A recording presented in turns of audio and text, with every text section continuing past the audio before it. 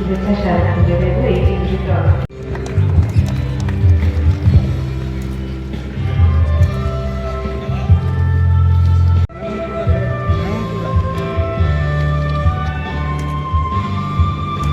Describe করেছিল আমার শুনে মনে হচ্ছে আমরা সবাই যদি টেস্ট করবো, ট্রিট করবো।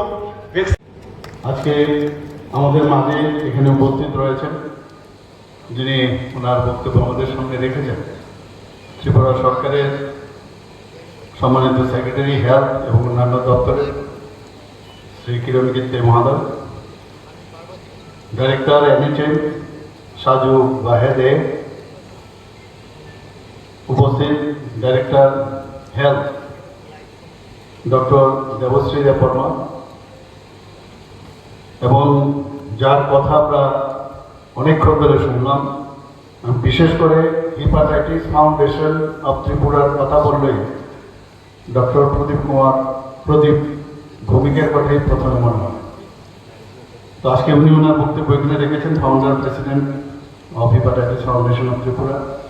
তাছাড়া বিশিষ্ট আমরা সবাই এর আগে আমরা শুনলাম যে হেপাটাইটিস ফাউন্ডেশন অফ ত্রিপুরা 24 বছর ধরে অনেক ঘাত প্রতিঘাতের সেগুলোকে এড়িয়ে ওরা কিন্তু সামনের দিকে চলে এসছে। বিভিন্ন সময়ে বিভিন্ন প্রতিবন্ধকতা এসছে, এগুলো আমরা দেখতাম, নিউজ পেপারও দেখতাম, কিন্তু তারপরেও ওনারা অবিচল কাজ করতে হবে। এবং আজকের তারিখে যেটা আমি দেখলাম যে ওনাদের যে কাজ করার যে ইচ্ছা সেটা কিন্তু প্রতিষ্ঠিত হয়েছে এবং মানুষ কিন্তু অ্যাকসেপ্ট করেছে। শুধু তাই নয়, আজকে লিভারের সুস্বাস্থ্য ওনারা যেভাবে রক্ষা করে চলছে, বিভিন্ন সময় বিভিন্ন অ্যাওয়ারনেসের মাধ্যমে ওনারা যে কাজ করছেন, সচেতনতা বৃদ্ধি এবং হিপাটোলজি বিষয়ে অনেক তার যে চিকিৎসা পদ্ধতি ইত্যাদি বিষয়ে ওনারা কিন্তু প্রায়শ সেমিনার থেকে আরম্ভ করে, এবং শুধু আগরতলায় না, বিভিন্ন গ্রাম স্তরে ওনারা যান। এই যে 24 বছরের যে জার্নি, এটা কিন্তু চারটিখানি কথা না। আমি বলবো যে ওনারা যে আগামী দিনে যে এইমস এন্ড অবজেক্টিভ নিয়ে চলছেন, সেটা আমি বলবো আরো বেশি যত জোরদার করা যায়, স্ট্রেংথেনিং করা যায়, আমাদের ত্রিপুরা সরকারের তরফ থেকে আমরা সাহায্য করব। তাতে করে কোনো অসুবিধা হওয়ার কোনো কারণ নেই, কারণ মেইন হচ্ছে আমাদের মানুষের স্বাস্থ্য। আর লিভারের মতো একটা অর্গান, তার স্বাস্থ্য যদি ভালো না থাকে শরীরের কি অবস্থা হয় আপনারা সবাই জানেন। আজকে এই 28শে জুলাই যে হেপাটাইটিস দিবস আমরা পালন করি, এর মূল উদ্দেশ্যটা কি?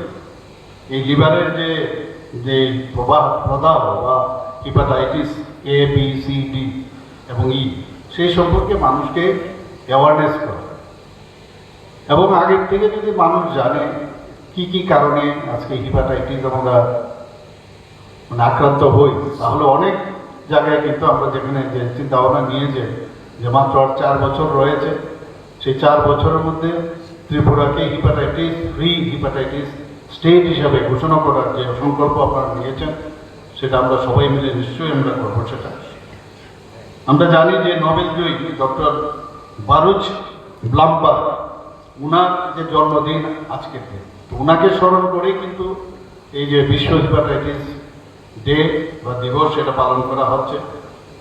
এবং তিনি প্রথম যে হেপাটাইটিস বি ভাইরাস আবিষ্কার করেন এবং প্রথম হেপাটাইটিস বি টিকা উনি দেওয়া শুরু করেন। আমার খুব ভালো লাগছে, এবারের যে থিম খুব সুন্দর একটা রেখেছে, যে hepatitis let's break it down. খুব সুন্দর একটা থিম রেখেছে। প্রতি বছরই যখন এই ধরনের ডে হয়, যে কোনো স্বাস্থ্য সংক্রান্তের বিশেষ করে আমি দেখি এখানে একটা থিম রাখা হয়। সেই থিমটা একদম যথার্থতা প্রমাণ করে এটাকে নিয়ে আমরা আরও বেশি অ্যাওয়ারনেস, তার জন্য পরীক্ষা, টিকাকরণ, চিকিৎসা এবং যে বিভিন্ন যে সামাজিক প্রতিবন্ধকতা সেটাকে দূরে রেখে আমরা সামনের দিকে এগিয়ে যাব। আমরা সবাই জানি যে ভাইরাল হেপাটাইটিস শুধু ত্রিপুরা, ইন্ডিয়া বা ভারত বা সমস্ত পৃথিবী জুড়ে কিন্তু তার সমস্যা, এবং এটা নিয়ে খুব চিন্তার বিষয় যে কিভাবে এই হেপাটাইটিস থেকে আমরা বাঁচতে পারি। এবং এখানে আমার বক্তারা বলেছেন যে হিপাটাইটিস, এই যে আমি ABCDE অব্দি বললাম, তার মধ্যে হিপাটাইটিস বি এবং সি যদি এগুলো কিন্তু অনেক সময় শরীরের মধ্যে দেখা যায়, এর জন্য বারবার স্ক্রিনিং করাটা ভেরি ইম্পর্টেন্ট।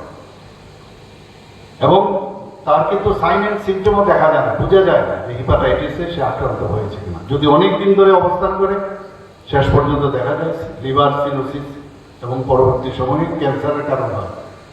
তো এই যে বিষয়গুলো আমরা তো ডাক্তারের সাথে যুক্ত থেকে, আর ডাক্তার হচ্ছে ব্যাড পেশেন্ট, কিন্তু আগে বলছি সবচেয়ে ব্যাড পেশেন্ট হচ্ছে ডাক্তার। আমরা নিজেরাই বলি কিন্তু নিজেরাই কিন্তু অনেক সময় ফলো করি না।